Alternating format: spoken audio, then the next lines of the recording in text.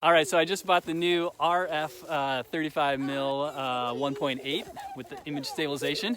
Trying it out with a few crazy subjects here. We'll see how this goes and see how it compares to the EF 35L 1.4. The new 35, the 35 1.4 2 with the adapter on, and the new 50. All right, so here it is in action. Here they are. Here is the R working its thing here. Can you guys give me that happy smile right there? All righty. And there is the 35 doing its thing. 3, 2, and 1. Good. Can you put your arms around each other and laugh and giggle together? All right, for size comparisons, here's the 35 1.4 Mark II, and we're doing some similar stuff here now. And here's the crew working their magic. All right, guys, do your stuff here. Oh, yeah.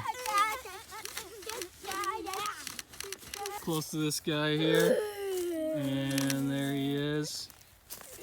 All right, and so the other one that we have here is the 51.2.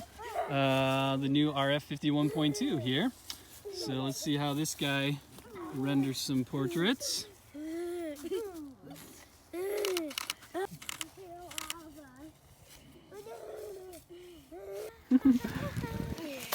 Okay. Wow, this is some good footage here. My little goofies.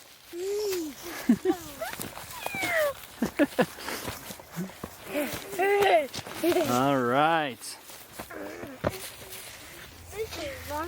Can you just smile at me quick? I'm gonna freak you out. Happy smile. Okay, close. Too close. Too close. I'm the king of the mountain. I'm the king of the mountain. I'm the king of the mountain. All right, let's take a look at some of the images and see how they compare. So this image was taken with the 35 1.8, the new lens at 1.8 using a tripod. The second image here was taken with the 35 1.4 on the tripod as well. The interesting thing is I didn't move the tripod at all, but you can see the 35 1.8 is just a little bit more zoomed in than the 35 1.4. The background blur is a little bit more on the 1.4 than the 1.8. Let's put them side by side and hit compare here and see how they handle when we zoom in. So they're both really sharp, even towards the edge of the frame here. It holds up really well. The background blur is obviously a little bit bigger on the 1.4 lens just because it's a 1.4, but it is also pretty much smoother too. As we get into the corner here with the 1.8, it gets a little bit more messy, and it still stays pretty smooth on the 1.4. If we look at these two images now, this was just trying to do a portrait shot. So this is taken with the 35 1.8. This is taken with the 35 1.4. If we zoom in on those, he's really sharp in both of them. And I'm pretty impressed that there's not as much chromatic aberration with any of the images. They both hold up really well. Now this is taken with the 1.4. He was kind of moving around and just checking how the autofocus, if you could keep up with his face on the R, and it actually tracked him really well. So did the 1.8, tracked him really well. The image stabilization was really amazing. I know I'm using a faster shutter speed here, but I tried it out earlier too in a slow setting, and it worked really great. These, I was just gonna start catching some Canons as they're playing around. I wanted to see how the sun flare would do. This is kind of what the flare looks like. Not too bad, it's not distracting. It's certainly not the most beautiful sun flare, but it doesn't interrupt or kind of ruin the image, and it doesn't really wash out that bad, even with the sun shining right into it. So that's really good.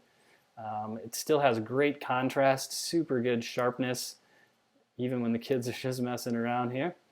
The 35 1.4 has, this is what the sun flare looks like on it, and sometimes this little dot will get on people's faces, which is kind of annoying when you're trying to edit. Not a big deal, but I just have to be aware of it when I'm doing the shoot so that something like this just doesn't cut right through somebody, or this doesn't end up right on their eyeball.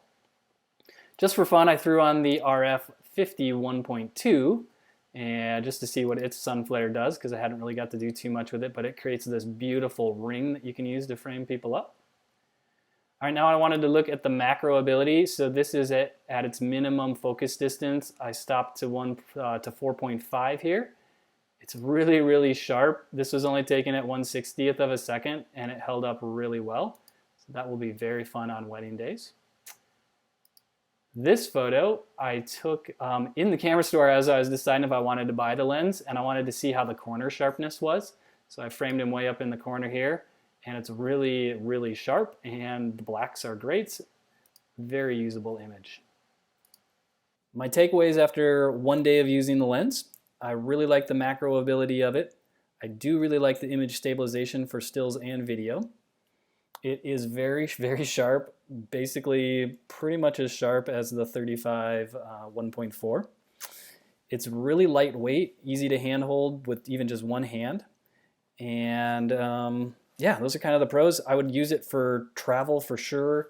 I would probably use it for video work, no problem. The autofocus was certainly quick enough.